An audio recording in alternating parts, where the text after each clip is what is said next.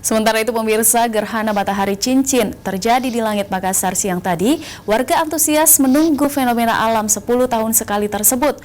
Bahkan sejumlah warga dari luar Sulawesi Selatan jauh datang ke Makassar hanya untuk menyaksikan fenomena gerhana matahari cincin.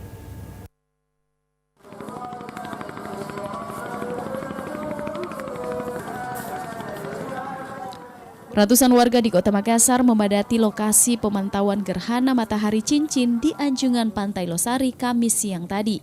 Beberapa warga diberikan kacamata khusus untuk melihat gerhana matahari oleh Badan Meteorologi, Klimatologi, dan Geofisika Wilayah 4 Makassar.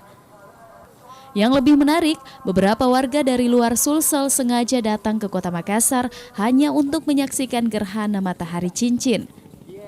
Salah seorang warga asal Pasuruan, Jawa Timur, Muhammad Abadi mengaku sengaja datang ke Makassar bersama istri karena ingin menyaksikan fenomena alam gerhana matahari cincin. Gerhana matahari atau bulan itu kan fenomena alam. Jadi bagi saya kejadian-kejadian ini seperti langka ya sebenarnya. Tidak setiap saat bisa kita lihat.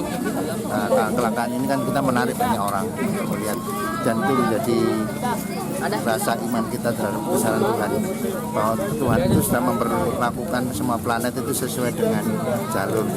Jadi dengan melihat gerhana matahari ini kita menjadi teringat bahwa bagaimana kebesaran Tuhan itu mengatur semua planet alam.